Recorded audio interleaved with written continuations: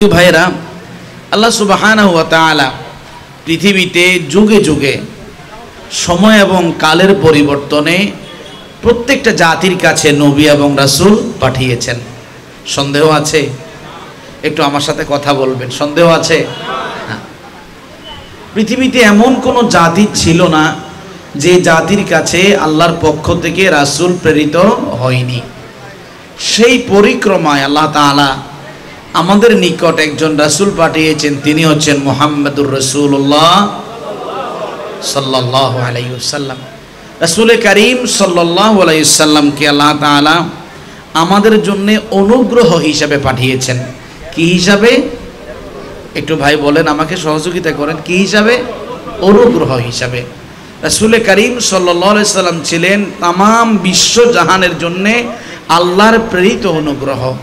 এবং যেই জাতির জন্য আল্লাহ তাআলা মুহাম্মদুর রাসূলুল্লাহ সাল্লাল্লাহু আলাইহি সাল্লামকে পাঠিয়েছেন, মুহাম্মদ সাল্লাল্লাহু আলাইহি সাল্লাম ওই জাতির মানুষগুলাকে, ওই উম্মত থেকে নিজের জানের চাইতেও বেশি ভালোবেসেছেন। সুবহানাল্লাহ বলবেন না? প্রিয় ভাইয়েরা, আল্লাহ সুবহানাহু ওয়া তাআলা এই পৃথিবীর জমিনের মাঝে অসংখ্য গণিত নবী রাসূল পাঠিয়েছেন। কেন আল্লাহ তাআলা এই পৃথিবীকে তার খলিফা দিয়ে সাজিয়েছেন। আল্লাহ তাআলা বলছেন, ইন্নী জাইলু ফিল আরদি খলিফা। হে দুনিয়ার মানুষ, আমি তোমাকে পৃথিবীতে খলিফা হিসেবে পাঠিয়েছি। তুমি পৃথিবীতে প্রতিনিধিত্ব করবে, আমি আল্লাহর বিধান দিয়ে নিজের জীবনকে সাজাবে, তোমার সমাজ পরিবার রাষ্ট্র বিনির্মাণ করবে। ওই পদ্ধতি শিখিয়ে দেওয়ার জন্য যুগে যুগে নবী রাসূল পাঠানো হয়েছে। ওই নবীদের ধারাবাহিকতায় সর্বশেষ আখিরি নবী মুহাম্মদুর রাসূলুল্লাহ সাল্লাল্লাহু আলাইহি ওয়াসাল্লাম পৃথিবীতে এসেছে। মুহাম্মদুর রাসূলুল্লাহ সাল্লাল্লাহু আলাইহি ওয়াসাল্লামের ব্যাপারে কুরআনুল কারীমে সূরাত আলে ইমরানের 146 নং আয়াতে আল্লাহ তাআলা বলেন, লাকাদ মান্নাল্লাহু আলাল মুমিনিনা ইয বা'আথা ফীহিম রাসূলাম মিন আনফুসিহিম ইয়াতলু আলাইহিম আয়াতিহি ওয়া ইউযাক্কিহিম ওয়া ইউআল্লিমুহুমুল কিতাবা ওয়াল হিকমা ওয়া ইন কানু মিন ক্বাবলু লাফি যালালিম মুবিন। আল্লাহ তাআলা বলছেন, আমি আল্লাহ অনুগ্রহ করেছি মুমিনদের উপর। কে বলছেন? একটু জবান খুলে কে বলছেন? আল্লাহ বলছেন, আমি মুমিনদের উপরে রহম করেছি। কি করে করেছি? তাদের মাঝে আমি আখিরি নবী মুহাম্মদুর রাসূলুল্লাহ সাল্লাল্লাহু আলাইহি সাল্লামকে পাঠিয়েছি। আমার রাসূল তাদের সামনে আমার আয়াতে কারিমার তেলাওয়াত করবেন, তাদের পাপাচার পূর্ণ হৃদয়কে পবিত্র করবেন, তাদেরকে কিতাব এবং হিকমা শিক্ষা দিবেন। যদিও তাদের পূর্বপুরুষরা প্রকাশ্য ভ্রান্তের মাঝে নিমজ্জিত ছিল। তাহলে প্রিয় ভাইরা, একটু জবান দিয়ে দিমাগ খুলে বলুন, আল্লাহ রাসূল পাঠানোর মাধ্যমে আমাদের প্রতি দয়া করেছেন। কি করেছেন? রাসূল সাল্লাল্লাহু আলাইহি সাল্লাম আমাদের প্রতি রহম হিসাবে এসেছেন। রাসূল আমাদেরকে ভালোবেসেছেন। আপনার স্ত্রী আপনাকে যত না ভালোবাসে, আপনার মা বাবা সন্তান হিসেবে আপনাকে যত না ভালোবাসে, সমাজের একজন দায়িত্বশীল মানুষ হিসেবে সমাজবাসী আপনাকে যত না ভালোবাসে, মুহাম্মদুর রাসূলুল্লাহ সাল্লাল্লাহু আলাইহি ওয়াসাল্লাম তার চাইতে বেশি আপনাকে ভালোবেসেছে। এটা দুনিয়ার মানুষের সার্টিফিকেট না। আল্লাহ বলছেন সূরাতুত তাওবা এর 128 নং আয়াতে আল্লাহ তাআলা বলছেন, লাকাদ জাআকুম রাসূলুম মিন আনফুসিকুম আজিজুন আলাইহি মা আনিতুম হারিসুন আলাইকুম বিল মুমিনিনা রাউফুর রহিম। আল্লাহ তাআলা বলছেন, হে জাতির মানুষেরা, তোমাদের মাঝেই, তোমাদের থেকেই আমার পক্ষ থেকে একজন রাসূল এসেছে। ওই রাসূল কেমন শোনো, বিপদে মুসিবতে পড়ে তুমি যত না কষ্ট পাও, তোমার এই কষ্টটা তোমার কাছে যত না বেশি, রাসূল তোমাকে এত মায়া করেন, তোমার কষ্টটা রাসূলের কাছে তার চাইতে বেশি বলে গণ্য হয়। মুমিনদের প্রতি আমার রাসূল মঙ্গলকামী, করুণাময়, দয়ালু। আমার রাসূল নিজের চাইতেও মুমিনদেরকে ভালোবেসেছেন। একটু দিমাগ খুলে বলুন, যে রাসূলকে আল্লাহ অনুগ্রহ হিসেবে পাঠিয়েছেন, যে রাসূল আমাদেরকে নিজের চাইতেই বেশি ভালোবেসেছেন, ওই রাসূলের প্রতি উম্মত হিসেবে দায়িত্ব আছে না? কথা বলেন, দায়িত্ব নাই? আছে। আজকে আমরা কথা বলবো উম্মত হিসাবে রাসূলের অধিকারগুলা কি কি, রাসূল আমাদের থেকে কি কি অধিকার পাবেন, ওই অধিকারগুলি একটি একটি জানবো ইনশা। মনোযোগ আছে আপনাদের? একটু হানা বলবেন, মনোযোগ আছে? রাসূলের প্রথম অধিকার হলো আল ঈমানুস সাদিকা। রাসূলের প্রতি সত্যি সত্যি ঈমান আনা লাগবে, মিছে মিছে ঈমান না। কি ঈমান না? সবাই বলেন, মিছে মিছে ঈমান। ঈমান হবে সত্যি ঈমান। যদি রাসূলের প্রতি আপনি ঈমান আনতে পারেন, তাহলে রাসূলের প্রতি প্রথম হক আপনি আদায় করলেন। সুবহানাল্লাহ বলবেন না? কোরআনুল কারীমে সূরাতুল বাকারায় 188 নং আয়াতে আল্লাহ তাআলা বলেন, লাইসাল বিররা আন তুওয়াল্লু ওয়ুজুহাকুম কিবলাল মাশরিকি ওয়াল মাগরিব ওয়ালাকিন্নাল বিররা মান আমানা বিল্লাহি ওয়াল ইয়াউমিল আখিরি ওয়াল মালাইকাতি ওয়াল কিতাবি ওয়ান নাবিয়্যিন। আল্লাহ তাআলা বলছেন, পূর্ব এবং পশ্চিম দিকে মাথা নোয়ানোর মাঝে কল্যাণ নেই। তোমার মতো অসংখ্য মানুষ পূর্ব এবং পশ্চিমের দিকে মাথা নোয়ায়, তবে তুমি শুনে রাখো, ওই মাথা নোয়ানোর মাঝে কল্যাণ তখনই আসবে যখন তুমি আল্লাহর প্রতি ঈমান আনবে, আখিরাতের প্রতি ঈমান আনবে, ফেরেশতাদের প্রতি ঈমান আনবে, কিতাবের প্রতি ঈমান আনবে, এবং আমার নবী এবং রাসূলদের প্রতি ঈমান আনয়ন করবে। সুতরাং যদি তুমি সত্যিকার অর্থে মুমিন দাবিদার হও, তোমাকে আল্লাহর প্রতি তো ঈমান আনা লাগবে, আমার রাসূলের প্রতিও ঈমান আনা লাগবে। কোরআনুল কারীমে আল্লাহ তাআলা মুমিনদের পরিচয় দিয়েছেন। কোরআনুল কারীমে সূরাতুল বাকারার 285 নং আয়াতে আল্লাহ তাআলা বলছেন, মুমিন কারা?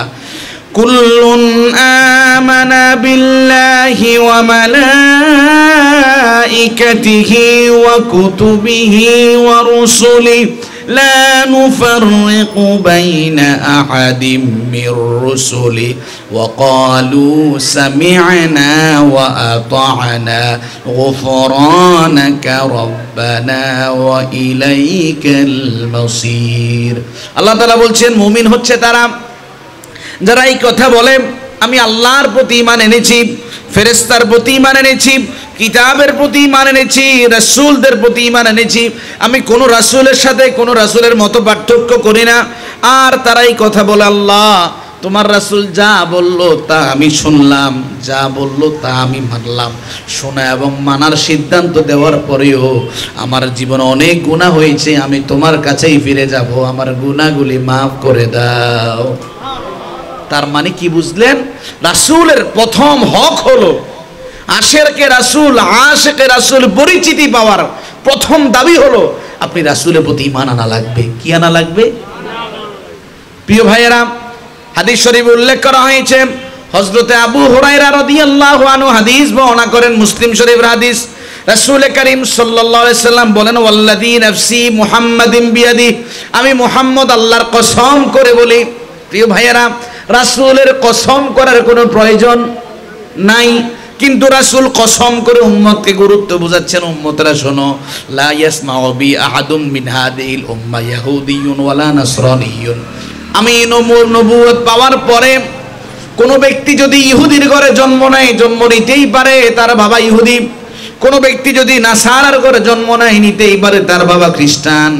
কিন্তু ইহুদি এবং নাসারার ঘরে জন্ম নেওয়ার পরে সুম্মা ইয়ামুতু ওয়া লাম ইউমিন বিল্লাযী উরসিলতু বিহি ইল্লা কানা মিন আসহাবিন নার।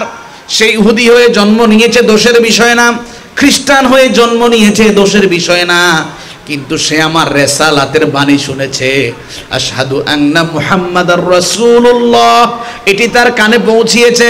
আমার প্রতি ঈমান না এনে যদি সে ওই অবস্থায় মারা যায়, শুধুমাত্র ঈমান না আনার কারণে ওই ব্যক্তি সরাসরি জাহান্নামের আসামি হয়ে যায়। তাহলে রাসূলের প্রতি ঈমান আনা লাগবে। ঈমান আনা যেই ধর্মের হোক, যে বর্ণের হোক, যেই জাতির হোক, যদি জান্নাত পেতে হয় রাসূলের প্রতি ঈমান আনা ছাড়া কোনো বিকল্প পথ। আল্লাহ তাআলা বলছেন ওয়ামা আরসালনাকা ইল্লা রাহমাতাল লিল আলামিন। হে রাসূল, আমি আপনাকে শুধুমাত্র আরবের জমিনের মক্কা এবং মদিনার জন্য নবী করে পাঠাই নাই, तमाम বিশ্ব জাহানের জন্য আমি আপনাকে নবী করে পাঠিয়েছি। সুতরাং तमाम বিশ্ব জাহানের মানুষকে আল্লাহর হাবিবের প্রতি ঈমান যদি আনে প্রথম হক আদায় হলো। তাহলে প্রথম হক কি? রাসূলের প্রতি ঈমান আনা। কি আনা? একটু ভাই সবাই বলেন কি আনা ভাই? আমরা কি ঈমান এনেছি? সবাই বলেন ঈমান এনেছি? সন্দেহ আছে? 0%? 0% সন্দেহ আছে? বিন্দু মাত্র সন্দেহের অবকাশ রাখার সুযোগ। সবাই বলেন একেবারে দিল থেকে, আপনি কি রাসূলের প্রতি ঈমান এনেছেন? সন্দেহ আছে? 0% সন্দেহ নাই। তাহলে আপনি প্রথম হক আদায় করলেন। 2 নম্বর রাসূলের হক উজুবু তাআতু। রাসূলকে প্রতি ঈমান তো আনলেন, এবার রাসূলকে মানা লাগবে। অনেকে বলে হুজুর ঈমান ঠিক আছে, নামাজ না পড়লে কি হবে? ভাইজান, আপনার ঈমান তখনই ঠিক থাকতো যখন আপনি নামাজ পড়তেন। রাসূলের প্রতি আপনি আশিকে রাসূল দাবি তখনই হবে যখন রাসূলের পথ মত আদর্শ দিয়ে নিজের জীবন চালানো হবে। রাসূলের প্রতি দ্বিতীয় হক হলো রাসূলকে মানতে হবে। কোরআনুল কারীমে সূরাতুল আনফালের 20 থেকে 22 নং আয়াতে আল্লাহ তাআলা বলেন ইয়া আইয়ুহাল্লাযীনা আমানু আতিউল্লাহা ওয়া রাসূলাহু ওয়া লা তাওয়াল্লাউ আনহু ওয়া আনতুম তাসমাউন। আল্লাহ তাআলা বলছেন হে ঈমানদারেরা। আমরা কারা? একটু সবাই বলেন ভাই আমরা কারা?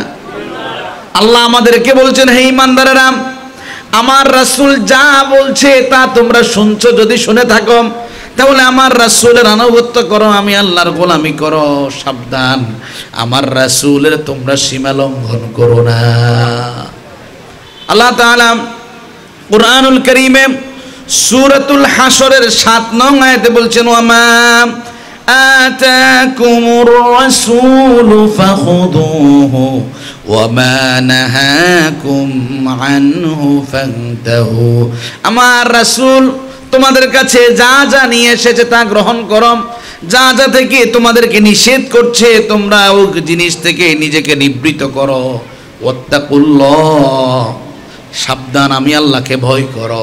ইন্নাল্লাহা শাদীদুল ইকাব, আমি যত দয়ালু শাস্তি দিতেও তত কঠিন।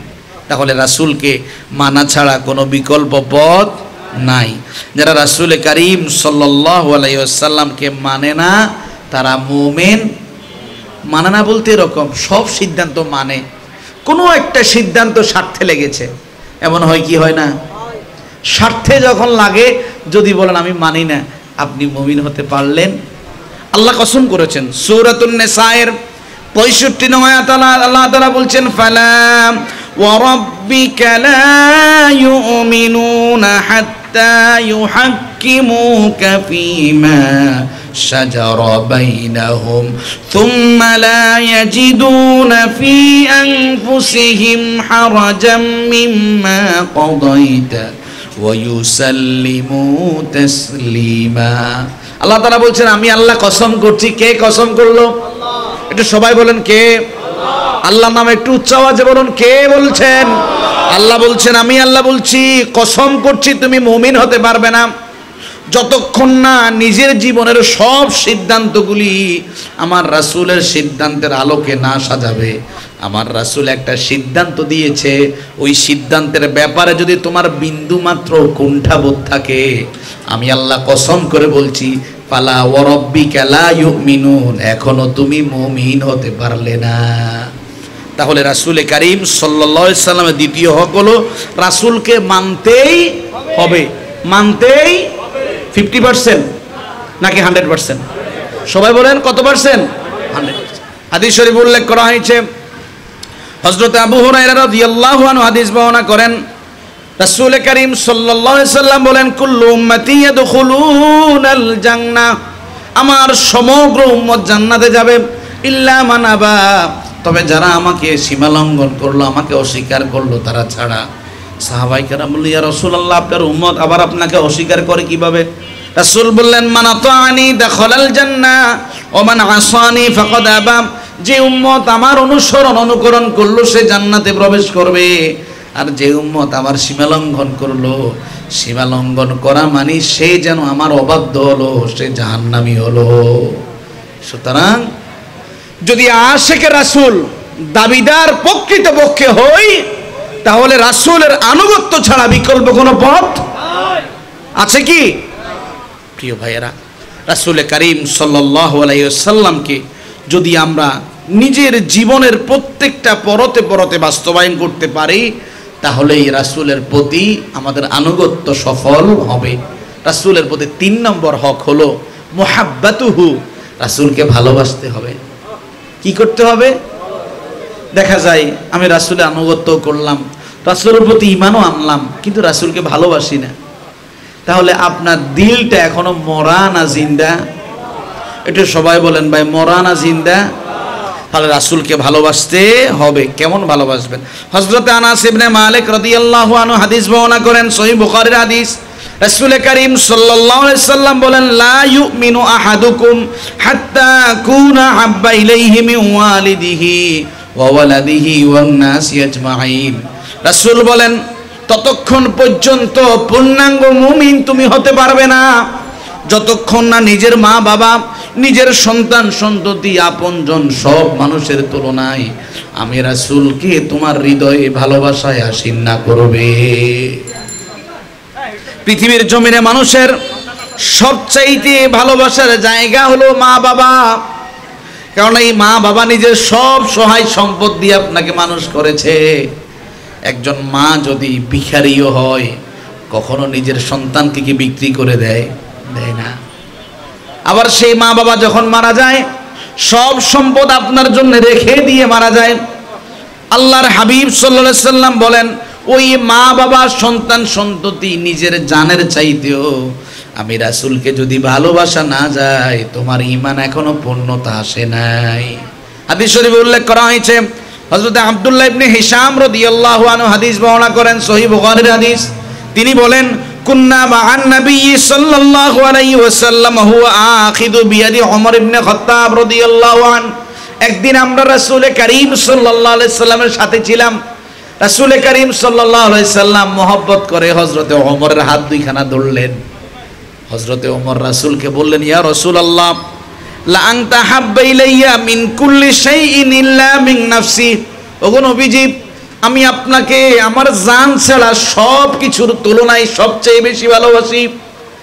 রাসূল করিম সাল্লাল্লাহু আলাইহি সাল্লাম বললেন, লা, হে ওমর, তোমার এখনো ঈমান পরিপূর্ণ হয় নাই। তুমি তোমার জানের চাইতেও এখনো আমাকে ভালোবাসতে পারো নাই। রাসূল বললেন, হাত্তা কুনা হাব্বা ইলাইয়া মিন নাফসিক, যতক্ষণ না নিজের জানের চাইতেও আমাকে ভালো না বাসবে, ততক্ষণ পর্যন্ত তোমার ঈমান পূর্ণতা আসবে না। হযরত ওমর আল্লাহর কসম করলেন, ইয়া রাসূলুল্লাহ, ওয়াল্লাহি লা আনতা হাব্বা ইলাইয়া মিন নাফসি।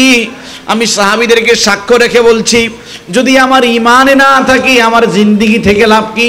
আমি আমার জানের চাইতেও আপনাকে বেশি ভালোবাসি।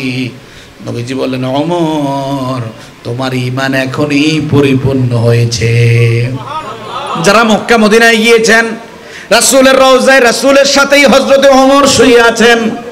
সেই ওমরকেই রাসূল বলছেন, নিজের জানের চাইতে যতক্ষণ না আমাকে বেশি ভালো না বাসবে, ততক্ষণ পর্যন্ত তোমার ঈমান পূর্ণ হবে না। প্রিয় ভাইয়েরা, শুধু তাই নয়, কোরআনুল কারীমে সূরাতুত তাওবা এর 24 নং আয়াতে আল্লাহ তাআলা বলেন, কুল ইন কানা আবাউকুম ওয়া আবনাউকুম ওয়া ইখওয়ানুকুম ওয়া আজওয়াজুকুম ওয়া আশীরাতুকুম ওয়া আমওয়ালুন ইqtaraftuha تركتموها وتجارة تخشون كسادها ومساكن ترضونها أحب إليكم من الله ورسوله وجهاد في سبيله فتربصوا حتى يأتي الله بأمره আল্লাহ তাআলা কোরআনুল কারীমে বলছেন সূরা তওবার 24 নং আয়াত, হে রাসূল আপনি বলে দিন যতক্ষণ না তোমাদের মা বাবা, তোমাদের সন্তান সন্ততি, তোমাদের ভাই বোন, তোমাদের স্ত্রী, তোমাদের আত্মীয় স্বজন, তোমাদের সম্পদ যা তোমরা অর্জন করে থাকো, তোমাদের ব্যবসা বাণিজ্য যেখানে লাভ লস হয়ে থাকে, তোমাদের বাসভবন যা তোমরা পছন্দ করো, এই সব জিনিসের তুলনায় আল্লাহ, আল্লাহর রাসূল এবং আল্লাহর পথে জিহাদ তোমাদের নিকট প্রিয় না হবে, তোমরা অপেক্ষায় থাকো, তোমাদের মাঝে আল্লাহর আযাব চলে আসছে।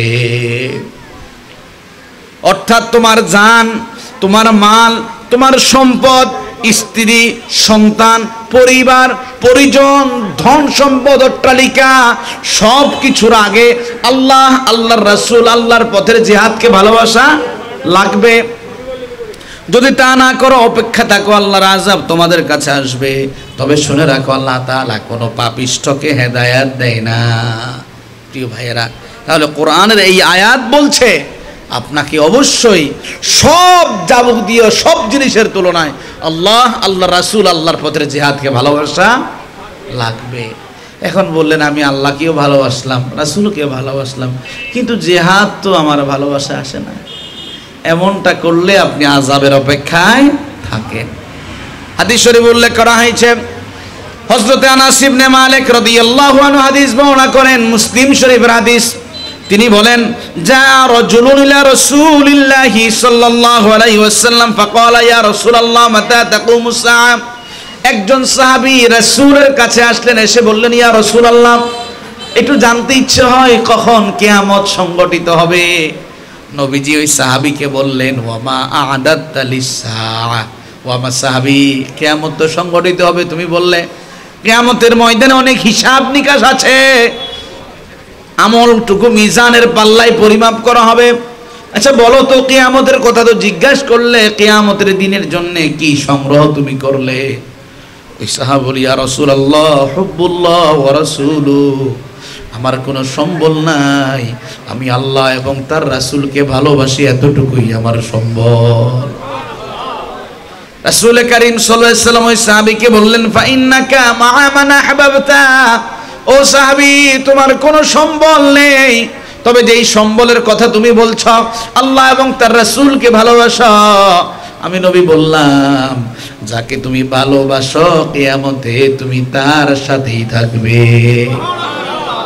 হাদিস বর্ণনাকারী সাহাবী হযরত আনাস ইবনে মালিক রাদিয়াল্লাহু আনহু বলেন, ছোট্টবেলায় আমার আব্বা মারা যায়, আমার আম্মা রাসূলের খাদেম হিসেবে আমাকে পাঠিয়ে দেয়। রাসূল যখন এই সাহাবীকে এই কথাটুকু বললেন, ফামা ফারিহনা বা'দাল ইসলামি ফারহান আশাদ্দু মিন কাউলিন নবী ফা ইন্নাকা মা'a মান আহবাবতা। ইসলাম গ্রহণের পরে আমার জীবনে অনেক আনন্দের বিষয় এসেছে, তবে রাসূল যখন এই কথা বলেছে তুমি যাকে ভালোবাসো তার সাথেই হবে, এই কথা শোনার পরে আমি আনাস এত বেশি খুশি হয়েছিলাম, জীবনে কোনো জিনিস পেলে এত খুশি হতাম না। কেন খুশি হয়েছিলাম শোনো, ফা ইন্না উহিব্বুল্লাহ ওয়া রাসূলুহু, আমি আল্লাহকে ভালোবাসি, আল্লাহর রাসূলকে ভালোবাসি। ও আবু বকর ওয়া ওমর, আমি আবু বকরকেও ভালোবাসি, ওমরকেও ভালোবাসি। ফারজু আন আকুনা মাআহুম, আমি ছোট্ট মানুষ, আমার জীবনে এত নেক আমল নাই, তবে আমি এতটুকু আশা করতে পারি আবু বকর, ওমর এবং রাসূলকে ভালোবাসার কারণে কিয়ামতের ময়দানে আমি ওনাদের সাথেই সমাসীন হতে পারবো। প্রিয় ভাইয়েরা, এই জন্য রাসূল কারীম সাল্লাল্লাহু আলাইহি ওয়াসাল্লামকে ভালোবাসা লাগবে। যদি রাসূলকে ভালোবাসা হয়, আপনি যেন ঈমানের ৩য় নম্বর ধাপ পূর্ণ করলেন। রাসূলকে যখন কোনো মানুষ ভালোবাসে, ওই মানুষ ঈমানের স্বাদ পায়। কিসের স্বাদ? ঈমানের স্বাদ আছে না? আপনি যখন ফেরিঘাটে যাবেন, সকলের মনে চায় একটু ইলিশ মাছ দিয়ে ভাত খাবে, কেননা ইলিশ মাছের একটা স্বাদ আছে। গরুর গোশত যখন আসে, গরুর গোশতের একটা স্বাদ থাকে। নবীজি বলেন উম্মতেরা ঈমানেরও কিন্তু একটা স্বাদ আছে। হাদিস শরীফে উল্লেখ করা হয়েছে, হযরত আনাস ইবনে মালিক রাদিয়াল্লাহু আনহু হাদিস বর্ণনা করেন, সহিহ বুখারী শরীফের হাদিস। রাসূল করিম সাল্লাল্লাহু আলাইহি সাল্লাম বলেন, সালাসুন মান কুন্না ফি ওয়াজাদা হালাওয়াতাল ঈমান। কোন মানুষের কাছে যদি তিনটা গুণ থাকে, কয়টা গুণ? এটা সবাই উচ্চ আওয়াজে বলেন, কয়টা গুণ? তিনটা গুণ যখন কোন মানুষের মাঝে সমষ্টিগতভাবে থাকে, ওই মানুষটা ঈমানের স্বাদ পেয়ে যায়। নবীজি বলেন আইয়াকুন আল্লাহ ওয়া রাসূলুহু আহাব্বা ইলাইহি মিম্মা সিওয়া। কোন মানুষের কাছে যদি আল্লাহ এবং আল্লাহর রাসূল দুনিয়ার জাগতিক জীবনের সব কিছুর চাইতেও যদি প্রিয় হয়, ওয়া ইউহিব্বাল মারউ লা ইউহিব্বুহু ইল্লাল্লাহ। কোন মানুষ যদি একমাত্র আল্লাহ, কোন মানুষ যদি একমাত্র আল্লাহর সন্তুষ্টির জন্য কোন মানুষকে ভালোবাসে, ও আইয়াকরাহা আইয়াউদা ফিল কুফরি কামা ইয়াকরাহু আইয়ুকযাফা ফিন্নার। ঈমান আনয়নের পরে ঈমানের মাঝে টিকে থাকাকে ওই রকম পছন্দ করে, জ্বলন্ত অগ্নিকাণ্ডে নিক্ষিপ্ত হওয়াকে যেরকম পছন্দ করে। অর্থাৎ ঈমানের উপরে আছি, ঈমানের উপরে থাকবো, ঈমানটা আমার প্রিয় যার কাছে হয়, ওই মানুষটাই ঈমানের স্বাদ অনুভব করতে পারে। প্রিয় ভাইয়েরা, তাহলে বলছিলাম রাসূলের 3 নম্বর হক হলো রাসূলকে ভালোবাসা লাগবে। এখন প্রশ্ন হলো যে আমার ভালোবাসার সীমারেখা কতটুকু হওয়া উচিত? ঠিক না? ভালোবাসবেন তো ঠিক আছে, ভালোবাসারও কিন্তু একটা সীমারেখা আছে। বউকে ভালোবেসে মা বললে বউ কি আর থাকবে? কথা বলে না, থাকবে? আর বউ তালাক হয়ে যাবে। এই জন্য ভালোবাসার একটা সীমারেখা আল্লাহ তাআলা দেখিয়েছেন। সাহাবাই কেরাম রাসূলকে যেভাবে ভালোবেসেছেন, আপনাকেও ওভাবে ভালোবাসা লাগবে। রাজি আছেন? সাহাবাই কেরাম রাসূলকে কিভাবে ভালোবেসেছেন হাদিস শরীফে উল্লেখ করা হয়েছে। হযরত উরওয়া বিন মাসউদ রাদিয়াল্লাহু আনহু হাদিস বর্ণনা করেন, সহিহ বুখারী শরীফের হাদিস।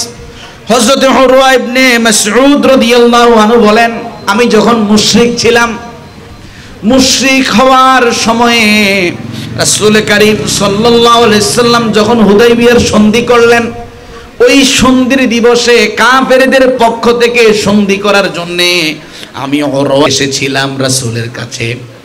রাসূলের ভালোবাসার সাহাবায়ে কেরাম রাসূলকে যেই শ্রদ্ধা সম্মান করতেন, এই দৃশ্য দেখে আমি উরওয়া ইবনে মাসউদ মুসলমান হয়েছিলাম। তোমরা শোনো সাহাবায়ে কেরাম রাসূলকে কেমন ভালোবাসতেন। তিনি বললেন, ওয়াল্লাহি লাকাদ ওয়াফাদতু আলাল মুলুক। আল্লাহর কসম করে বলি, আমি উরওয়া ইবনে মাসউদ জীবনে অনেক রাজা বাদশার কাছে দূত হিসেবে গিয়েছি। আমি দূত হিসেবে কিসরা, কায়সার এবং নাজ্জাশীর দরবারেও গিয়েছিলাম। ওয়াল্লাহি ইন রাআইতু মালিকান কাত্তুন ইউআযিমুহু আসহাবাহু ইউআযিমু আসহাবু মুহাম্মাদিন মুহাম্মাদা। আমি সকল রাজা বাদশার কাছে গিয়েছি, কিন্তু মুহাম্মাদুর রাসূলুল্লাহর কাছে যখন গিয়েছি, আমি কসম আল্লাহ করে বলতে পারি, মুহাম্মাদুর রাসূলুল্লাহর সাহাবীরা মুহাম্মাদুর রাসূলুল্লাহকে যত মায়া, যত মুহাব্বত, যত ইজ্জত করে, আমি কোন রাজা বাদশাকে তার প্রতিনিধিরা এত সম্মান করতে দেখি নাই। কেমন সম্মান করতে শোনো, ওয়াল্লাহি ইন তানাখামা নুখামা ইল্লা ওয়াকাত ফিহি কাফুন রাজুলুম মিনহুম ফাদালাকা বিহা ওয়াজহাহু ওয়া জিলদা। আমি দেখেছি মুহাম্মদ যখন মুখ থেকে থুতু নিক্ষেপ করে, যখন থুতু নিক্ষেপ করে সমগ্র সাহাবীরা হাত বাড়িয়ে দেয়। কার আগে কে রাসূলের থুতু মোবারক নেবে আর গায়ের মাঝে জড়িয়ে নেবে। আমি দেখেছি মুহাম্মদের সাহাবীরা মুহাম্মদের থুতুকে মাটিতে পর্যন্ত পড়তে দেয় না। তিনি বলেন, ওয়াইদা আমারাহুম ইবতাদারু আমারা। মুহাম্মদ যখন তার সাথীদেরকে কোনো কাজের অর্ডার করে, নির্দেশ করে, সাথে সাথে তারা বাস্তবায়ন করে। ওয়াইদা তাওয়াদ্দা কাদু ইয়াকতাতিলুনা আলা উযুই। মুহাম্মদ যখন নামাজ পড়ার জন্য ওযুর পানি নিয়ে ওযু করে, আমি দেখেছি নবীর সাহাবীরা কে কার আগে ওযুর পানি নিয়ে গায়ে মাখবে, এই নিয়ে তারা নিজেদের মাঝে লড়াইয়ে লিপ্ত হয়ে যায়। আমি এই দৃশ্য কোন রাজা বাদশার কাছে দেখি নাই। এই দৃশ্য দেখে আমি বুঝতে পেরেছি মুহাম্মদ দুনিয়ার সাধারণ মানব নয়, মুহাম্মদ হচ্ছেন আখেরি নবী, মুহাম্মাদুর রাসূলুল্লাহ সাল্লাল্লাহু আলাইহি ওয়াসাল্লাম। আমি উরওয়া ইবনে মাসউদ সাথে সাথে কালিমা পড়ে মুসলমান হয়েছি। প্রিয় ভাইয়েরা, শুধু তাই নয়, হযরত আনাস ইবনে মালিক রাদিয়াল্লাহু আনহু হাদিস বর্ণনা করেন, যিনি রাসূলের খাদেম। মুসলিম শরীফের হাদিস, তিনি বলেন, লাকাদ রাআইতু রাসূলুল্লাহ সাল্লাল্লাহু আলাইহি ওয়াসাল্লাম ওয়াল হাল্লাকু ইয়ালহিকু, আমি দেখেছি রাসূল করিম সাল্লাল্লাহু আলাইহি সাল্লাম যখন মাথা হলক করতেন, মাথা মুন্ডন করতেন, আতাফা বিহি আসহাবু, রাসূলের চারপাশে সমগ্র সাহাবীরা ঘুরতেন। ফামা ইউরিদুনা আন তাকা শা'রাতুন ইল্লা ফি ইয়াদি রাজুল, সব সাহাবী এক কল্পনায় থাকতেন রাসূলের একটা চুল মোবারকও যেন জমিনে পড়ে না যায়, জমিনে যেন পড়ার আগে নিজের হাতে উঠে যায়, যার কারণে সাহাবীরা রাসূলের চারপাশে ঘুরতে। প্রিয় ভাইজান, আল্লাহ তাআলা আমাদের দিলেও সে ভালোবাসা দান করুক, সকলে বলি আমিন। রাসূল করিম সাল্লাল্লাহু আলাইহি সাল্লামের সাহাবীরা রাসূলকে কেমন ভালোবাসতেন, হে মুহাম্মদের উম্মতরা শোনো। রাসূলের একজন সাহাবী ছিলেন হযরতে আমর বিন আস রাদিয়াল্লাহু আনহু, সহিহ বুখারী শরীফের হাদিস, তিনি 80 বছর বয়সে ইন্তেকাল করেছিলেন। ওনার ইন্তেকালের সময় যখন ঘনিয়ে আসলো, উনি চোখের পানি ছেড়ে ছেড়ে কাঁদতে লাগলেন। সন্তানেরা জিজ্ঞেস করলেন, বাবা আপনি কাঁদেন কেন?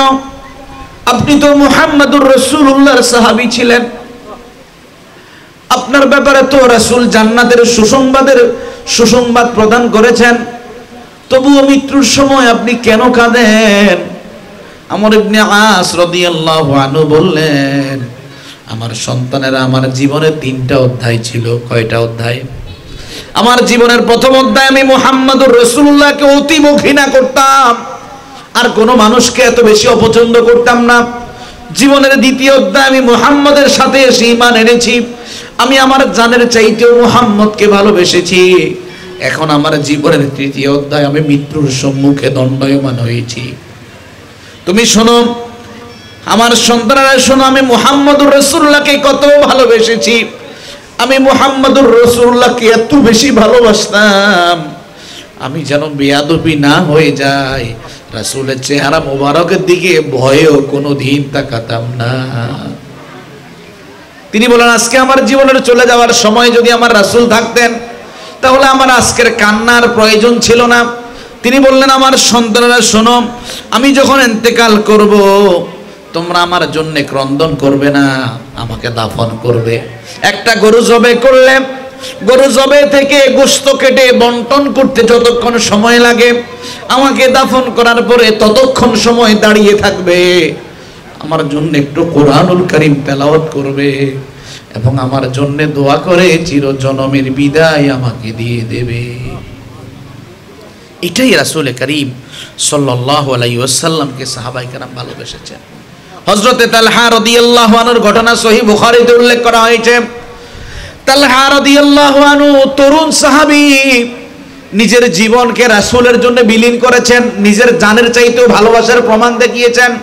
উহুদের যুদ্ধের দিনে সমগ্র কাফেররা রাসূলকে চারপাশ থেকে ঘেরাও করে ফেলেছে, একমাত্র হযরতে তালহা এবং মুহাম্মদ সাল্লাল্লাহু আলাইহি সাল্লাম ছাড়া কেউ নাই। হযরতে তালহা রাসূলের সামনে এসে বুক দাঁড় করিয়ে দিলেন। রাসূল পিছন থেকে টুকি দিয়ে কাফেরদের অবস্থা পর্যালোচনা করছিলেন। হযরতে তালহা বললেন, ইয়া রাসূলুল্লাহ, আপনি উকি দিয়ে তাকাবেন না, না জানি একটা তীর এসে আপনার গায়ের উপরে পড়ে যায়। আজকে তলহার মা বাবা উৎসর্গ হলো, আমি তলহা আমার জীবনকে আপনার ভালোবাসায় উৎসর্গ করে দিলাম। জীবন দিয়ে দিয়েছেন। এটাই ছিল সাহাবায়ে আজমাইনের ভালোবাসা। শুধু তাই নয়, দালাইলুন নবুওয়াহ বাইহাকী শরীফের মাঝার একটি ঘটনা উল্লেখ করা হয়েছে। উহুদের যুদ্ধের দিনে বনু দিনার গোত্রের একজন নারীর স্বামী, সন্তান এবং আপন ভাই যুদ্ধ করার জন্য গিয়েছে। ওই নারীর স্বামী, সন্তান, নিজের আপন ভাই যুদ্ধ করতে করতে শহীদ হয়ে গিয়েছে। সাহাবায়ে আজমাইন যখন লাশ দেখলেন, দেখতে পেলেন বনু দিনার গোত্রের একই পরিবারের সব শহীদ হয়েছে। যখন মদিনার দিকে রওনা করলেন, পথিমধ্যেই সেই বনু দিনার গোত্র পেলেন, সাহাবা আজমাইন বললেন, এই নারীকে যদি সংবাদটা না দেই, নারীর মনের মাঝে ব্যথা থেকে যাবে। নারীর কাছে গিয়ে বললেন, হে নারী, তোমার স্বামী, তোমার সন্তান, তোমার আপন ভাই শহীদ হয়েছে।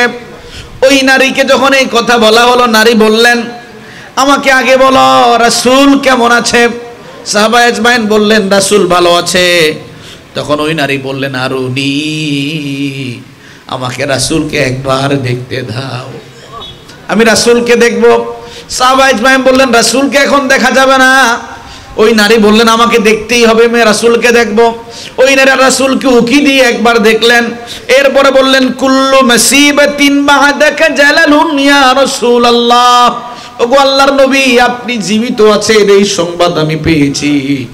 আমার সমগ্র স্বামীহারা, সন্তানহারা, ভাইহারা বেদনা যেন মুহূর্তেই দূরীভূত হয়ে গিয়েছে। আপনি বেঁচে আছেন, এর চাইতে বলো আনন্দের বিষয় আর কি হতে পারে? ভাইয়েরা, রাসূল করিম সাল্লাল্লাহু আলাইহি সাল্লামকে সাহাবায়ে কেরাম যেরকম ভালোবেসেছেন, আপনাকে ওরকম ভালোবাসা লাগবে। অন্য হাদিসে উল্লেখ করা হয়েছে, হযরত আয়েশা রাদিয়াল্লাহু আনহা হাদিস বর্ণনা করেছেন, তাবরানী তাফসীরে কুরতুবীতে ঘটনাটি উল্লেখ করা হয়েছে। রাসূল করিম সাল্লাল্লাহু আলাইহি সাল্লামের স্ত্রী আমাদের মা আয়েশা বলছেন, যা রাজুলুন ইলান নবী সাল্লাল্লাহু আলাইহি সাল্লাম, একজন ব্যক্তি রাসূলের কাছে আসলেন, এসে বললেন, ইয়া রাসূলুল্লাহ, ইন্নী লা উহিব্বু ইলাইয়া মিন নাফসি ওয়া ওয়ালিদি। ওগো নবী, আমার জানের চেয়ে, আমার সন্তানের চেয়ে আমি আপনাকে ভালোবাসি। ওয়া ইন্নী লা আকুনু ফিল বাইত ফাআযকুরুকা ফামা আসবুরু হাত্তা ফাআতা ফাআনযুরু ইলাই। নবীজি, আমি যখন আপনার কাছ থেকে ঘরে ফিরে যাই, হঠাৎ করে আপনার কথা আমার যখন মনে পড়ে, আমি আর ঘরের মাঝে বসে থাকতে পারি না, আমি দৌড় দিয়ে আবার আপনার কাছে চলে আসি। আপনার চেহারা না দেখলে আমার মন শান্ত হয় না। ইয়া রাসূলুল্লাহ, আমার হঠাৎ মৃত্যুর কথা মনে পড়েছে। আজকে যদি আমি মারা যাই, আপনি তো নবী, আপনি জান্নাতের অনেক উঁচু মাকানে থাকবেন, আমি সাধারণ একজন সাহাবী, আমি তো সেই পর্যায়ে যেতে পারবো না। নবীজি, দুনিয়ায় আপনাকে না দেখার কারণে পরিবারে ছেড়ে দিয়ে আপনাকে দেখার জন্য মসজিদে নববীতে আসি। যদি সেই জান্নাতে আপনাকে না দেখতে পারি, আমার কেমন লাগবে? ইয়া রাসূলুল্লাহ, এই চিন্তায় আমার ঘুম আসে না। আল্লাহ তাআলা আয়াত নাজিল করে দিলেন সূরাতুন নিসায়ের 69 নম্বর আয়াত, ওয়া মান ইউতি'ইল্লাহা ওয়ার রাসূল ফাউলাইকা মা'আল্লাযীনা আন'আমা আল্লাহু আলাইহিম মিনান নাবিয়্যিনা ওয়াস-সিদ্দীকিনা ওয়াশ-শুহাদা'i ওয়াস-সালিহিন ওয়া হাসুনা উলাইকা রাফীকা। আল্লাহ তাআলা বলছেন, যারা আল্লাহর গোলামি করলে, রাসূলের আনুগত্য করলে, আমি আল্লাহ তাআলা তোমাদেরকে বলছি, ওই দিন তোমরা নিয়ামত প্রাপ্ত গোলামদের সাথী হবে, যারা নবী ছিলেন, যারা সিদ্দীকিন, শুহাদা, সালিহিন। শুধুমাত্র রাসূলকে ভালোবাসার কারণে, রাসূলকে অনুসরণের কারণে, আল্লাহর গোলামি করার কারণে কিয়ামতের ময়দানে শুধু নবীর সাথী নয়, সিদ্দীকিন, সালিহিন, শুহাদাদের কাতারেও তোমাদেরকে সমাসীন করা হবে। বন্ধু হিসাবে ওনাদের চাইতে উত্তম কোনো বন্ধু নাই। তাহলে বললাম, রাসূলের প্রতি প্রথম হক হলো রাসূলের প্রতি 100% ঈমান আনা লাগবে। 2 নম্বর হক, রাসূলের অনুগত্য করা লাগবে। 3 নম্বর হক, রাসূলকে ভালোবাসা লাগবে। 4 নম্বর হক, তাবলীগু দাওয়াতান নবী। নবীজি দ্বীনের যে দাওয়াত নিয়ে এসেছেন, সেই দাওয়াত মানুষের দ্বারে দ্বারে পৌঁছাতে হবে। আজকে যে একটা মজলিস আপনারা যে বসলেন, এই মজলিসের একটাই উদ্দেশ্য, যেন রাসূলের বাণীগুলা মানুষের কাছে পৌঁছিয়ে দেওয়া হয়। আপনি একটা হাদিস জানেন, একটা আয়াত জানেন, আরেকজন ভাইকে আপনি জানালে আপনিও যেন দ্বীনের দাওয়াতের কাজ করলেন। রাসূলের প্রতি 4 নম্বর দাবি হলো, হক হলো, রাসূলের দ্বীনের দাওয়াত দেওয়া লাগবে। হাদিস শরীফে উল্লেখ করা হয়েছে, হযরত আব্দুল্লাহ ইবনে আমর ইবনে আস রাদিয়াল্লাহু আনহু হাদিস বর্ণনা করেন, সহিহ বুখারী শরীফের হাদিস। নবীজি বলেন, বাল্লিগু আন্নী ওয়ালাউ আয়া। একটা আয়াতও যদি তোমার জানা থাকে উম্মত, ওই আয়াতটুকু তুমি তোমার অপর ভাইয়ের কাছে পৌঁছিয়ে দাও। পৌঁছাতে পারবেন তো ইনশাআল্লাহ? পারবেন তো ইনশাআল্লাহ? না হলে কিন্তু আশিকে রাসূল বলার সুযোগ নাই। আপনাকে আপনার জায়গা থেকে দায়িত্ব পালন করতে হবে। অন্য হাদিসে উল্লেখ করা হয়েছে, রাসূল করিম সাল্লাল্লাহু আলাইহি ওয়াসাল্লাম বলেন, হযরত সাহাল বিন সাআদ রাদিয়াল্লাহু আনহু হাদিস বর্ণনা করেন, সহিহ বুখারী মুসলিম শরীফের হাদিস, রাসূল করিম সাল্লাল্লাহু আলাইহি ওয়াসাল্লাম বলছেন, লা আইয়াহদিয়াল্লাহু বিকা রাজুলান ওয়াহিদান খায়রান লাকা আইয়াকুনা লাকা হুমারুন নাআম। কোন মানুষ যখন অপর একজন মানুষকে হেদায়েতের পথে ডাকে, ওই মানুষটার কথার কারণে ওই মানুষটা যদি হেদায়েত পেয়ে যায়, আল্লাহর কাছে ওই মানুষটা হেদায়েতের পরে ফিরে আসা এত বেশি আনন্দের হয়। আল্লাহর নবী বলেন, ওই মানুষটা যেন একটা লাল উটের চাইতো দামি সওয়াবের মালিক হয়ে গেল। প্রিয় ভাইয়েরা, এই জন্য প্রত্যেক মানুষ, আপনি যুবক খেলতে যান, একজন ভাইকে দ্বীনের দাওয়াত দিয়ে মসজিদে আনেন। আপনি ব্যবসা করেন গার্মেন্টস সেক্টরে, দ্বীনের দাওয়াত দিয়ে মসজিদে আনেন। আপনি চাকরি করেন, আপনার কর্মস্থলে আপনি দেখছেন আপনার ভাই দিন ভোলা, একটু দ্বীনের দাওয়াত দেন যতটুকু পারেন, আপনার সামর্থ্য আছে। তাহলে আপনি যেন রাসূলের সেই হক আদায় করলেন, দ্বীনের দাওয়াত দিলেন। আল্লাহ তাআলার হাবিব মুহাম্মদুর রাসূলুল্লাহ সাল্লাল্লাহু আলাইহি সাল্লাম বলেন, যে ব্যক্তি অন্য মানুষকে দ্বীনের পথে দাওয়াত দিয়ে আনে, ওই ব্যক্তির আমলনামায় অজস্র সওয়াব লিখে দেওয়া হয়। হযরতে জারির ইবনে আব্দুল্লাহ রাদিয়াল্লাহু আনহু হাদিস বর্ণনা করেন, মুসলিম শরীফের হাদিস, রাসূল করিম সাল্লাল্লাহু আলাইহি সাল্লাম বলেন, মান সান্না ফিল ইসলামে সুন্নাতান হাসানা, যে ব্যক্তি ইসলামের একটা ভালো সুন্নতের প্রচলন ঘটালো। অসংখ্য অগণিত সুন্নত আজকে আমাদের মাঝে নাই। আপনি একটা সুন্নতের উপর আমল করেন, কোনো একজন আলেম থেকে শিখেছেন। আপনি একটা জায়গায় গেলেন, দেখলেন এই সুন্নতের আমল নাই, নবীজি বলেন ওই জায়গার মাঝে ওই উম্মত যদি এই সুন্নতটা চালু করে, ফাউমিলা বিহা বা'দাহু কুতিবা লাহু মিথলা আজরি মা আমিলা বিহি, ওই ব্যক্তি ওই জায়গায় সুন্নতটা চালু করিয়ে দেখার কারণে যতজন মানুষ আমল করলো, সবগুলা মানুষ আমল করে যেই সওয়াব পেল, যেই মানুষটা চালু করলো তার আমলনামায় সমান সওয়াব লিখে দেওয়া হলো। নবীজি অপর বর্ণনায় বলছেন, ওমান সান্না ফিল ইসলামি সুন্নাতান সাইয়্যা, যে ব্যক্তি দ্বীন ইসলামের মাঝে ভালো কাজের প্রচলন তো করলো না, বরং খারাপ কিছু করলো। যারা মাহফিলের আয়োজন করে, ভালো কাজ করে মানুষকে ডাকছে, সওয়াব পাবে। যারা মন্দ কাজের আয়োজন করে, মন্দের দিকে ডাকছে, নবীজি বলেন যতগুলো মানুষ ওই ব্যক্তির ডাকে সে গুনার ভাগীদার হলো, যে এই আয়োজন করলো সেই ব্যক্তিটাও সমান গুনাহের ভাগীদার হয়ে গেল।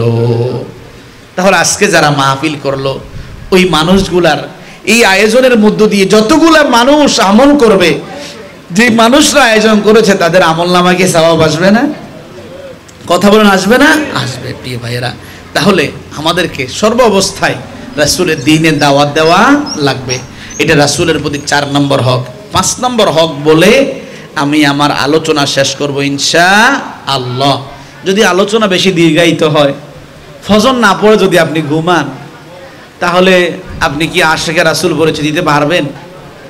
পারবেন বলেন না। আপনাকে নামাজও পড়া লাগবে, দ্বীনও জানা লাগবে, সংসারও করা লাগবে, দিন দুনিয়া সব মিলেই আপনাকে চলতে হবে। একটা বাদ দিয়ে একটা রেখে চলার সুযোগ নাই। তাহলে রাসূলের প্রতি প্রথম হক ঈমান আনা। সবাই বলেন, সবাই বলেন, আওয়াজ করে বলেন। কষ্ট হচ্ছে আপনাদের? বিরিয়ানির কি ব্যবস্থা আছে নাকি? আছে। দেখছেন, কিছুক্ষণ পরে তো বিরিয়ানি খাবেন।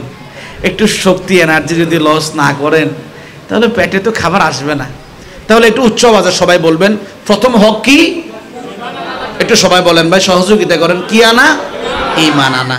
বুঝতে পেরেছেন? 2 নম্বর হক আনুগত্য করা। সবাই বলেন, আনুগত্য করা। 3 নম্বর হক মুহাব্বত করা। 3 নম্বর হক। 4 নম্বর হক দ্বীনের দাওয়াত দেওয়া। দ্বীনের দাওয়াত। 5 নম্বর হক আসসালাতু আলান নবী, রাসূলের প্রতি দরুদ পড়া। কি পড়া? দরুদ পড়া।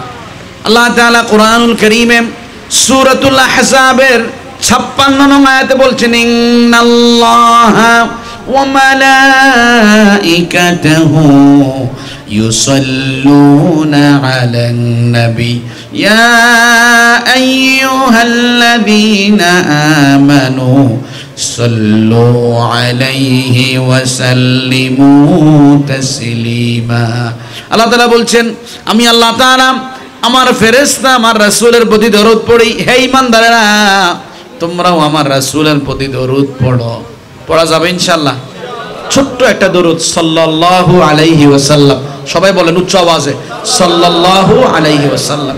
হাদিস শরীফে উল্লেখ করা হয়েছে, সহিহ মুসলিমের হাদিস, রাসূল করিম সাল্লাল্লাহু আলাইহি ওয়াসাল্লাম বলেন, মান সাল্লা আলাইয়া সালাতান সাল্লাল্লাহু আলাইহি ওয়াসাল্লাম, আমার কোন উম্মত যদি আমার উপরে একবার দরুদ পড়ে সাল্লাল্লাহু আলাইহি ওয়াসাল্লাম, আল্লাহর হাবিব সাল্লাল্লাহু আলাইহি ওয়াসাল্লাম বলেন একবার দরুদ পড়ার কারণে আল্লাহ তাআলা ওই বান্দার প্রতি 10টা রহমত সাথে সাথে নাজিল করে দেয়। ওয়া হুত্তাত আনহু 10 খাতিয়া, ওই বান্দার 10টা গুনাহ আল্লাহ মাফ করে দেয়। ওয়া রুফিআত আলাহু 10 দারাজা, ওই বান্দার 10টা দারাজা আল্লাহ বাড়িয়ে দেয়। তাহলে কিছুক্ষণ আগে যে সাল্লাল্লাহু আলাইহি ওয়াসাল্লাম পড়লেন, 10টা রহমত নাজিল হলো, 10টা গুনাহ মাফ হলো, 10টা মর্যাদা বৃদ্ধি হলো। পড়া যাবে ইনশাআল্লাহ। দৈনিক 200 বার পড়বেন। কয়বার ভাইজান? কথা বলা যাবে না, শেষ করে দিব আলোচনা। দৈনিক কয়শো বার? সবাই বলেন 200 বার পড়বেন। প্রশ্ন হলো, হুজুর কিভাবে পড়ব? প্রত্যেক ফজরে সুন্নত পড়ার পরে তাসবিহ হাতে নেবেন, 100 বার একটানা পড়ে শেষ করবেন। ফজরের সুন্নতের পরে, প্রত্যেক ফরজ নামাজের পরে 20 বার করে করে পড়বেন। 5 ওয়াক্ত নামাজে 100 বার হয়ে যাবে। এই আমলটুকু জারি রাখেন, দেখবেন আশা করা যায় কিয়ামতের ময়দানে আশিকে রাসূল হিসাবে আল্লাহর হাবিব আপনাকে ডেকে ডেকে কাছে নেবে ইনশাআল্লাহ। পারা যাবে ইনশাআল্লাহ। অন্য হাদিসে উল্লেখ করা হয়েছে, হযরত আবু হুরায়রা রাদিয়াল্লাহু আনহু হাদিস বর্ণনা করেন, তিরমিজি শরীফের হাদিস। তিনি বলেন, একদিন রাসূল করিম সাল্লাল্লাহু আলাইহি ওয়াসাল্লাম মিম্বরের উপর উঠছেন, 3 বার 3টাকে উঠে আমিন আমিন বললেন। সাহাবায়ে কেরাম জিজ্ঞেস করলেন, ইয়া রাসূলুল্লাহ, 3 বার আপনি আমিন বললেন, কোনো সাড়া শব্দ তো পেলাম না, কেন বললেন? নবীজি 3 বারের ব্যাপারে একবার বলেছিলেন, রগিমান ফুরজুলিন যুকিরতু ইনদাহু ফালাম ইউসাল্লি আলাই, ওই ব্যক্তির নাক ধুলো মলিন হোক যে ব্যক্তি আমার নাম শোনার পরে আমার প্রতি দরুদ পড়ল না। আল্লাহর হাবিব সাল্লাল্লাহু আলাইহি সাল্লাম বলেন, এই ব্যক্তির ব্যাপারে আমাকে যখন জিবরাইল এই কথা জানালেন, আমি বললাম আমিন, ওই ব্যক্তির নাক ধুলো মলিন হয়ে যায়। সুতরাং রাসূলের প্রতি দরুদ পড়া লাগবে। যদি আপনি যত বেশি রাসূলের প্রতি দরুদ পড়বেন, কিয়ামতের ময়দানে আপনি তত রাসূলের কাছাকাছি থাকবেন। যত রাসূলের কাছাকাছি থাকবেন, আপনি সফল না ব্যর্থ? একটু বলেন ভাই, সফল না ব্যর্থ? হাদিস শরীফে উল্লেখ করা হয়েছে, হযরত আব্দুল্লাহ ইবনে মাসউদ রাদিয়াল্লাহু আনহু হাদিস বর্ণনা করেন, তিরমিজি শরীফের হাদিস। রাসূল করিম সাল্লাল্লাহু আলাইহি সাল্লাম বলেন, আউলান নাসু বি ইয়াউমাল কিয়ামা আকসারুহুম আলাইয়া সালাহ, কিয়ামতের ময়দানে ওই মানুষটাই আমার সবচেয়ে বেশি কাছাকাছি থাকবে যে মানুষটা দুনিয়াতে আমার প্রতি বেশি বেশি দরুদ পড়েছে। পারা যাবে ভাইজান? এই আমল কি শুধু আপনারা করবেন না বাড়িতে গিয়েও বলবেন? অন্য হাদিসে উল্লেখ করা হয়েছে, হযরত আব্দুল্লাহ ইবনে আমর ইবনে আস রাদিয়াল্লাহু আনহু হাদিস বর্ণনা করেন, মুসলিম শরীফের হাদিস। রাসূল করিম সাল্লাল্লাহু আলাইহি সাল্লাম বলেন, ইযা সামি'তুমুল মুআযযিনু ফায়াকুলু মিছলা মা ইয়াকুল সুম্মা সাল্লা আলাইয়া সুম্মা সাল্লাল্লাহু আলাইহি আল ওয়াসিলা হাল্লাত লাহু শাফাআ। আমার উম্মতেরা, মসজিদে মুয়াজ্জিন সাহেব যখন আযান দেয়, মুয়াজ্জিন সাহেব যেভাবে বলছে তুমিও তারপরে ওভাবে বলো, এরপরে আমার প্রতি দরুদ পড়ো, এরপরে আমার ওসিলা তালাশ করে আজানের দোয়াটুকু পড়ো। আজান হয়ে গেল, মুয়াজ্জিন যেভাবে বলেছে তুমি একইভাবে বললে, আমার প্রতি দরুদ পড়লে, আজানের দোয়া পড়লে, আমি নবী বলছি এই ছোট্ট আমলটুকু করার কারণে তোমার প্রতি আমার শাফাআত ওয়াজিব হয়ে যায়। যাবে ইনশাআল্লাহ? প্রিয় ভাইয়েরা, মক্কা মদিনায় যারা যেতে পেরেছেন, যারা যেতে পারেন নাই, যারা রাসূল করিম সাল্লাল্লাহু আলাইহি ওয়াসাল্লামের রওজার সামনে দাঁড়িয়ে চোখের পানি ছেড়ে ছেড়ে কেঁদেছে, তাদের অনুভূতি একরকম। আর আপনি বাংলার জমিন থেকে চোখের পানি ছেড়ে কাঁদছেন, আপনার অনুভূতি আরেক রকম। আল্লাহর নবী বলেন, আমার রওজার সামনে দাঁড়িয়ে আমার উম্মত সালাম দিলে যেমন আমি সালামের জবাব সরাসরি দেই, আমার উম্মত বাংলার জমিন থেকে সালাম দিলে আমি সেভাবেই সালামের জবাব দিয়ে থাকি। হাদিস শরীফে উল্লেখ করা হয়েছে, হযরত আবু হুরায়রা রাদিয়াল্লাহু আনহু হাদিস বর্ণনা করেন, আবু দাউদ শরীফের হাদিস, রাসূল করিম সাল্লাল্লাহু আলাইহি সাল্লাম বলেন, মা মিন আহাদিন ইউসাল্লিমু আলাইয়া ইল্লা রাদ্দাল্লাহু আলাইহি রূহি হাত্তা আরুদ্দা আলাইহি সালাম।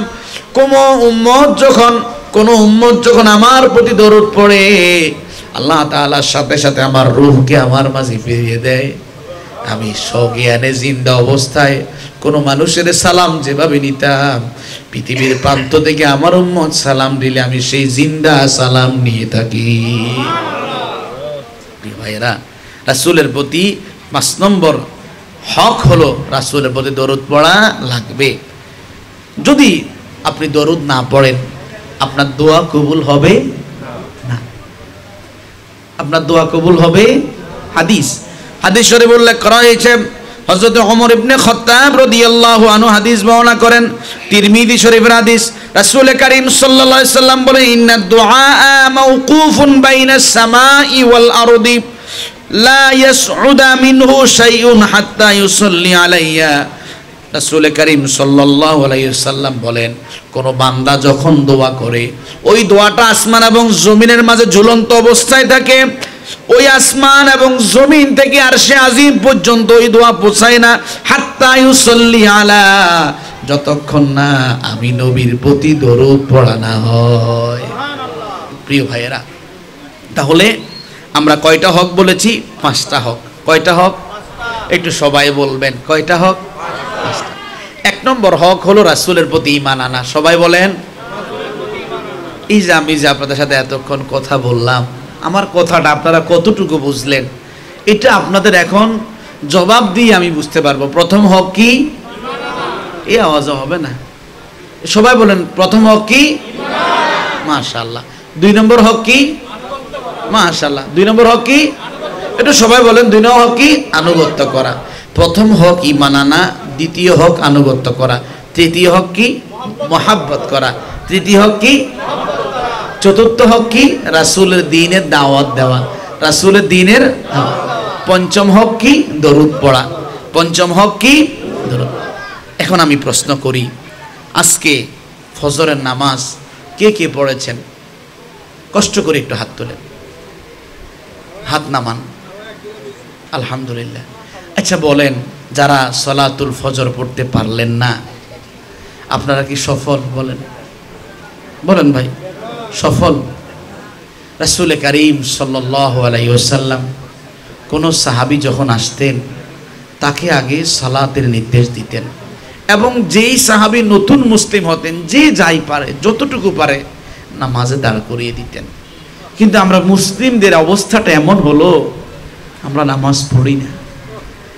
নামাজটা পড়া যে আমাদের জন্য দরকার, আমরা এটাও বুঝি না। নামাজের গুরুত্ব যে কত বেশি, সেটাও চিন্তা করি না। প্রিয় ভাইয়েরা, আপনি আল্লাহ রাসূলের প্রতি ঈমান আনলেন, রাসূলের প্রতি আনুগত্য প্রকাশ করলেন। রাসূলের প্রতি ঈমান এবং আনুগত্য প্রকাশের পরে প্রথম আপনার ডিউটি যেটা হয়ে যাবে, রাসূল করিম সাল্লাল্লাহু আলাইহি সাল্লাম নামাজ যে দুনিয়াতে কায়েম করেছেন, সেই নামাজ আপনি নিজেও পড়বেন, পরিবার, সমাজ, রাষ্ট্রীয় কায়েম করা লাগবে। হাদিস শরীফে উল্লেখ করা হয়েছে, রাসূল করিম সাল্লাল্লাহু আলাইহি ওয়াসাল্লামের সাহাবী হাদিস বর্ণনা করছেন, সহিহ বুখারী শরীফের হাদিস। রাসূল করিম সাল্লাল্লাহু আলাইহি সাল্লাম বলেন, আমার ইচ্ছে হয় ওই ঘরগুলো আগুন দিয়ে পুড়ে দেই, ওই ঘরগুলো আগুন দিয়ে জ্বালিয়ে দেই, যেই ঘরের মানুষেরা মসজিদে নামাজ পড়তে না আসে, ঘরের মাঝে বসে থাকে। যদি ঘরের মাঝে ছোট্ট বাচ্চা এবং বৃদ্ধ নারী না থাকতো, আমি রহমতের নবী স্বয়ং নিজে গিয়ে পুরা ঘর আগুন দিয়ে জ্বালিয়ে দিতাম।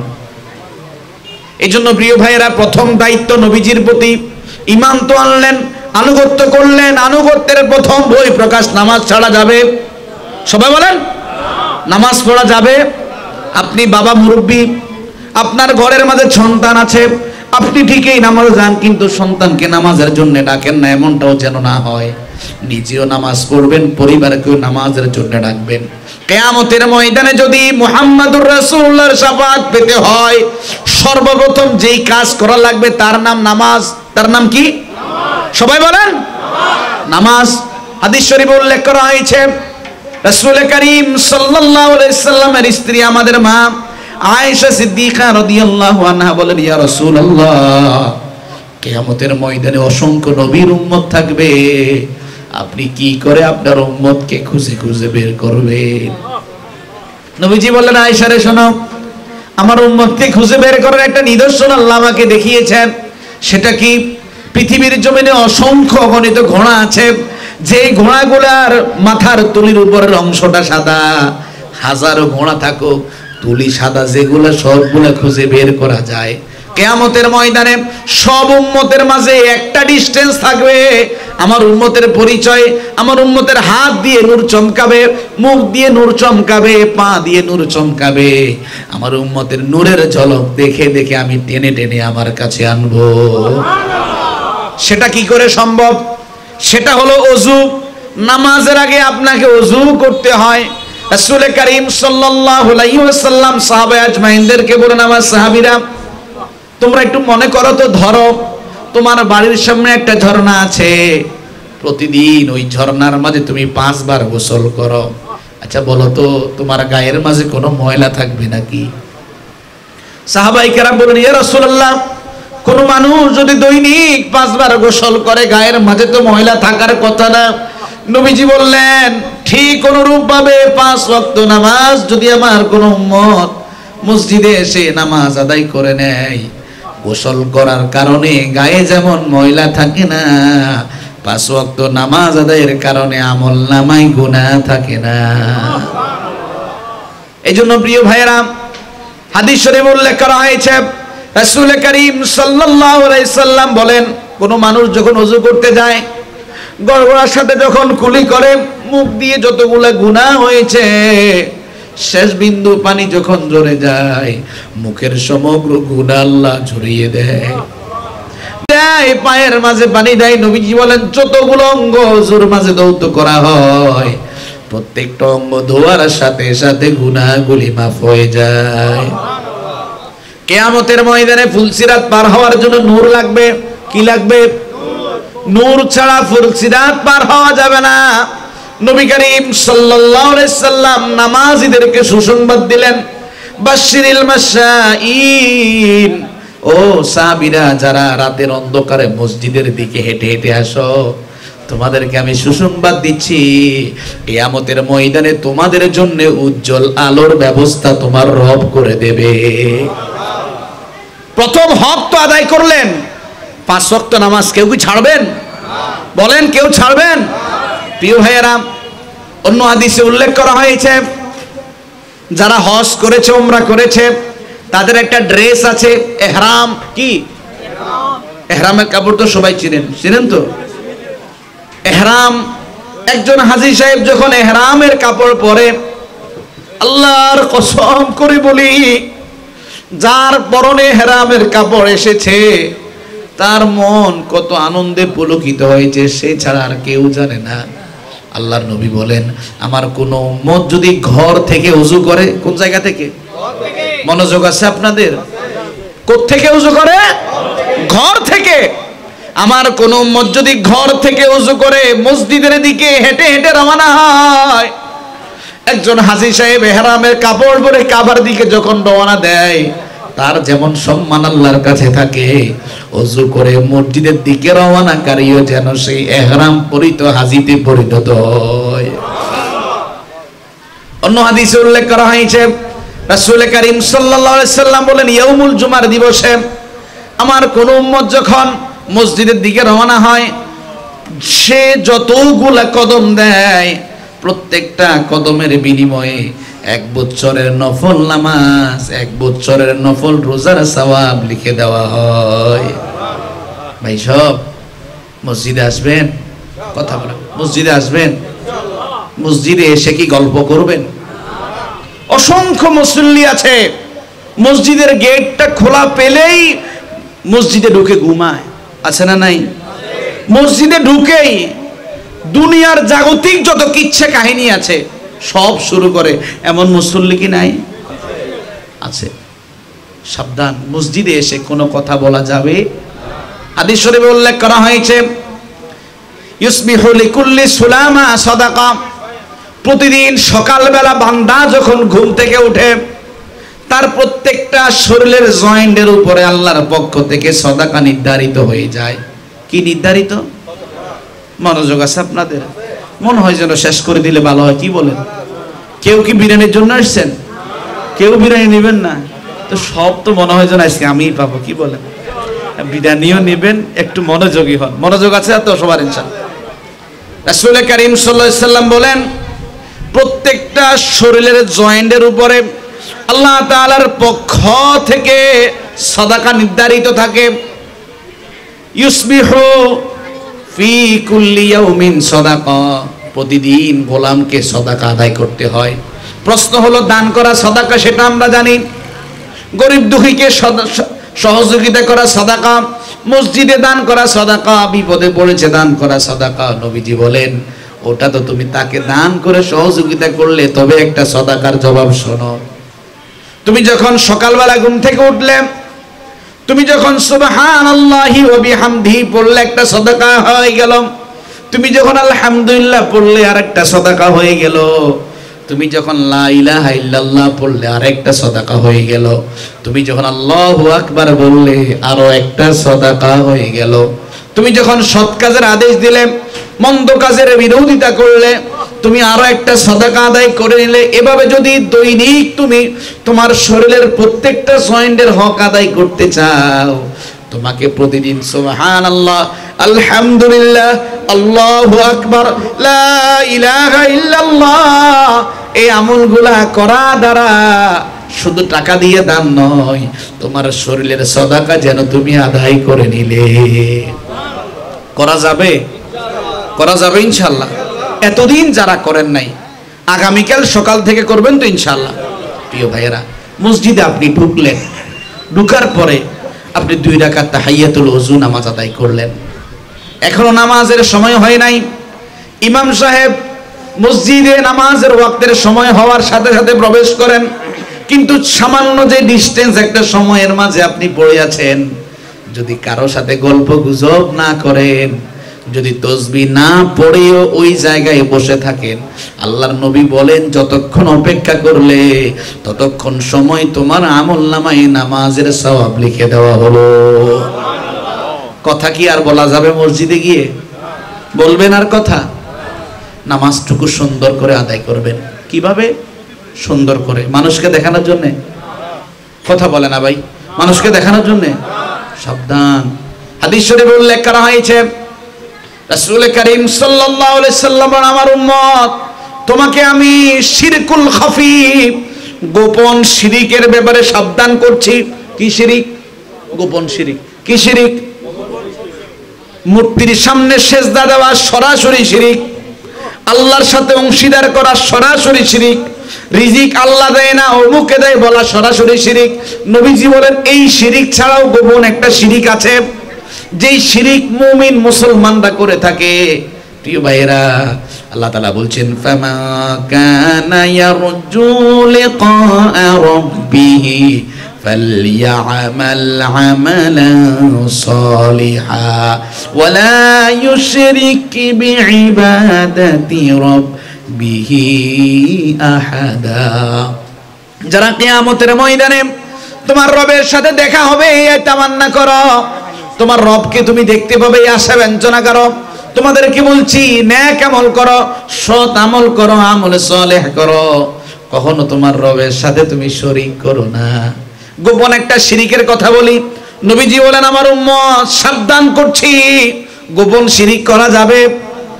সাহাবায়ে কেরামদেরকে নবীজি বললেন, গোপন শিরিকটা কেমন শোনো।